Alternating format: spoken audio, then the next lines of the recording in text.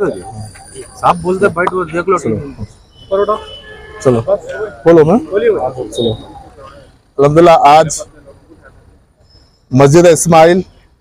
अंबरपेट का जैसा कि पिछले 2-3 दिन से अलग अलग सोशल मीडिया पे चल रहा है कि फ्लाईओवर के ब्रिज को काम चल रहा है, उसकी वजह से मस्जिद को कहीं मस्जिद के जो ओरिजिनल ढांचा है, ओरिजिनल जो स्ट्रक्चर है उसको कुछ डिस्टर्ब हो रहा, बल्कि जो जिस तरीके से तो मैं आज फिजिकली यहाँ पर कई पॉलिटिकल पार्टीज और सोशल ऑर्गेनाइजेशन के रिप्रेजेंटेशन उन लोगों से सुनने के बाद आज मैं खुद यहाँ पे फिजिकल आया और आके जो मस्जिद के निगरान कर रहे हैं मुतवल्ली 2-3 लोग जो है उसके उन लोग से भी मैं बातचीत किया हूँ। उसमें एक कोर्ट का डायरेक्शन भी है कि मस्जिद के जो मेन फ्लाईओवर है, मस्जिद के मेन फ्लाईओवर, ये मेन रोड का जो फ्लाईओवर है, इससे मस्जिद को कहीं पर भी इससे कोई नुकसान नहीं है। यहाँ पर जो इशू आ रहा है सर्विस रोड को लेकर इशू आ रहा है। सर्विस रोड जो बनना है, सर्विस रोड को यहाँ पे दूसरा कोई ऑप्शन नहीं है, या तो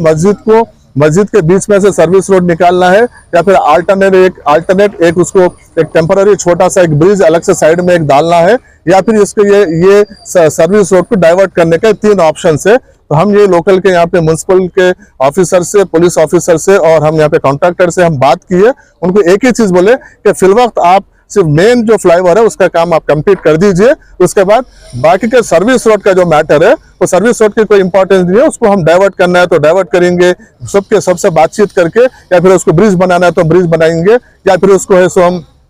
या जमीन पे से उसको सर्विस रोड देने का है, क्योंकि जमीन पे से सर्विस रोड देने से कुछ नुकसान हो रहा है, ब्रिज बनाने से कुछ नुकसान हो रहा है। इसके लिए बेस्ट क्या ऑप्शन होता, हम ये मेन ब्रिज कंप्लीट होने के बाद हम यहाँ के मुकामी लोगों से, जिम्मेदार लोगों से, ऑफिशियल लेवल से, इंजीनियर लोगों से हम बातचीत करके एक बेस्ट सोल्यूशन हम निकालेंगे। लेकिन अब जो मेन ब्रिज बन रहा है, तो लोगों के जो एक कंफ्यूजन है, तो मेन ब्रिज बन रहा है तो मेन ब्रिज से मस्जिद को किसी किस्म का कोई नुकसान नहीं है उसको,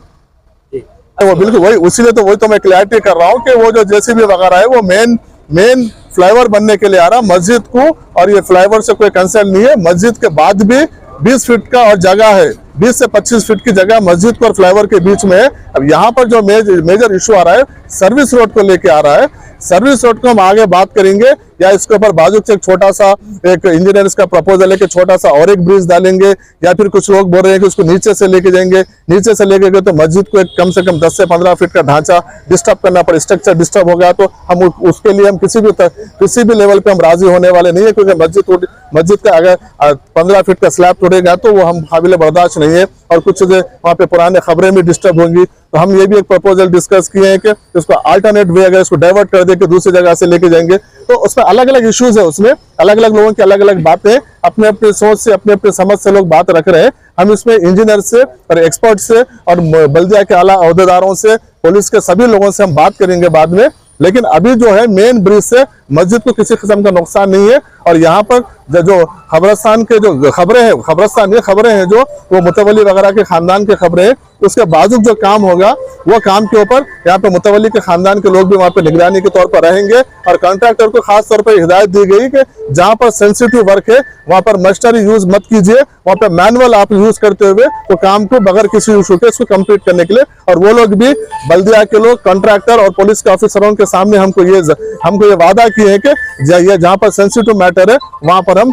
मैनुअल काम करेंगे, मैनुअल काम करके किसी किस्म का भी हम नुकसान नहीं करेंगे। इसके लिए हमारी ये बातचीत हुई है सर। इस पे इसीलिए उसको मद्देनजर रखते हुए, उसको मैं पहले सब चीज को रखते हुए कि एडवांस में काम शुरू होने से पहले मैं यहाँ पे आके विजिट करके गया। और मैं एक विजिट नहीं गया, मेरे साथ यहाँ पर कॉन्ट्रैक्टर की तरफ से भी है, पुलिस के ऑफिसर्स भी है, बल्दिया के ऑफिसर्स भी है। उनके सामने हम पूरे, और आवाम के सामने, आप तमाम मीडिया के सामने हम सब चीज देखे हैं और सबके सामने ये बात की है कि ऐसे बंद कमरे में बात नहीं हुई है। वो लोग भी एश्योरेंस दिए कि ये ब्रिज से मस्जिद को फिलहाल कोई नुकसान नहीं है। ये ब्रिज के बाद भी 25 फीट का गैप है। अब यहाँ पे मसला सर्विस रोड का आ रहा, सर्विस रोड का ये जो मेन ब्रिज खत्म होने के बाद सर्विस रोड का आगे क्या है हम वो देखेंगे। और दूसरी बात यह है कि जो यहाँ के मुतवल्ली उनके खानदान के लोग हैं, वो लोग कुछ पानी का, ड्रेनेज वगैरह का भी कुछ मसला है। मैं यहाँ बल्दिया के लोगों को बोला हूँ कि ये ड्रेनेज का, पानी का जो मसला है, बहुत सालों से वहाँ पे गंदा पानी आ रहा है, तो वो पानी का मसला हल करते हुए आप ब्रिज का काम कीजिए, क्योंकि एक बार ब्रिज बनने के बाद फिर वो मसला हल नहीं होता,